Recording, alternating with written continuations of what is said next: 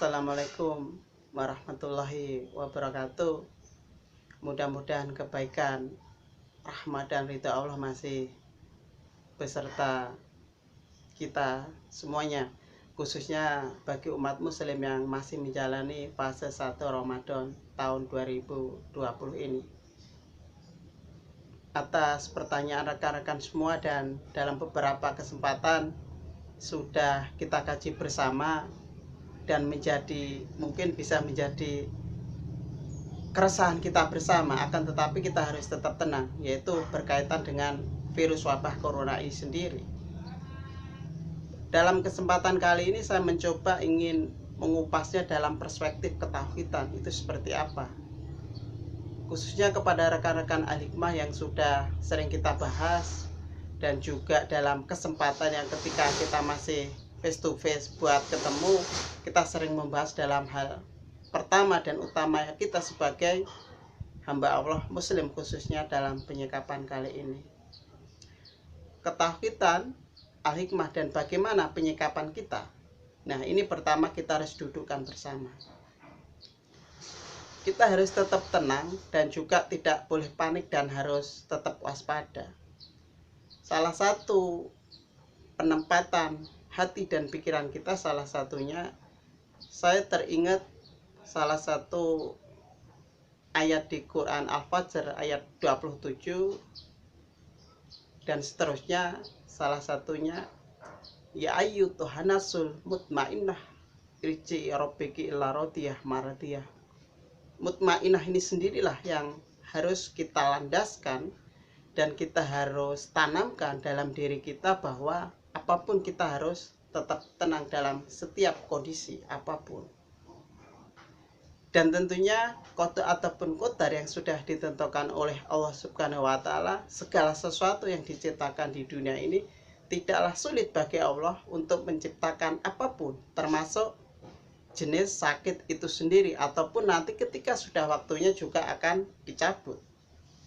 Ketika Allah berfirman, innama amruhu aradai sa'a ayakulahu kun fayakun, Yasin ayat 82, maka ketika Allah sudah kun fayakun, maka jadilah.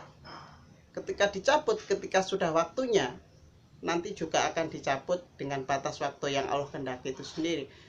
Karena pada hakikatnya virus corona ini adalah kodam yang juga sudah menjadi salah satu ciptaan Tuhan yang kita tidak tahu akan seperti apa.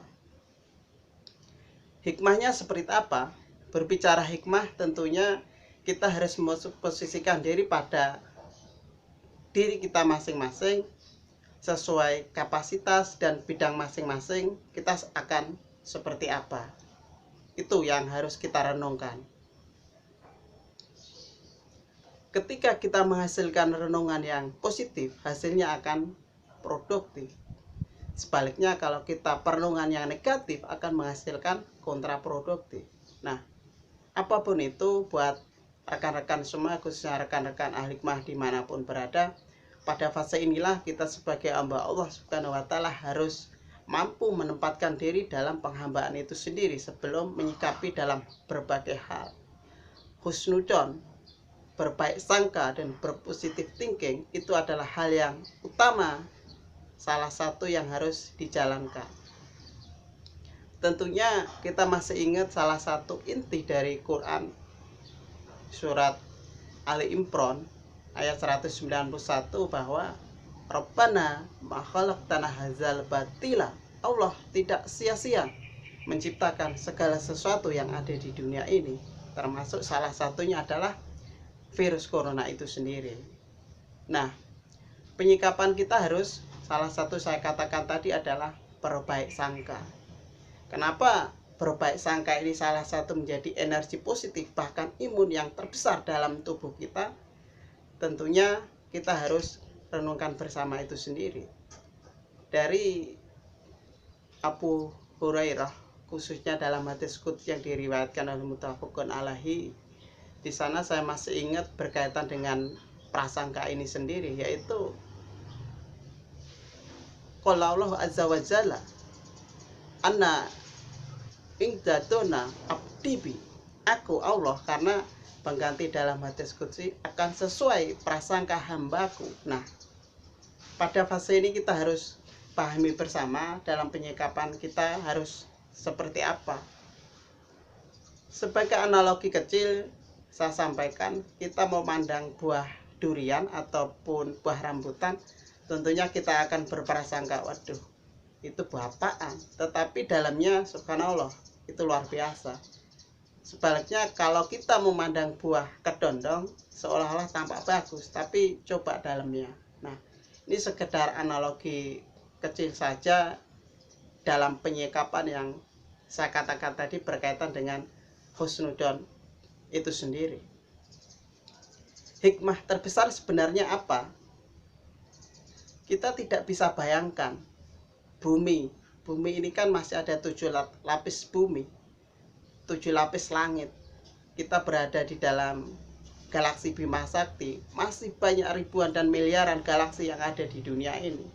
Kita bumi dikasih satu kun fayakun, dikasih virus corona yang tidak dapat dipandang oleh mata, kasat mata, sudah gagah dan heboh sedemikian rupa.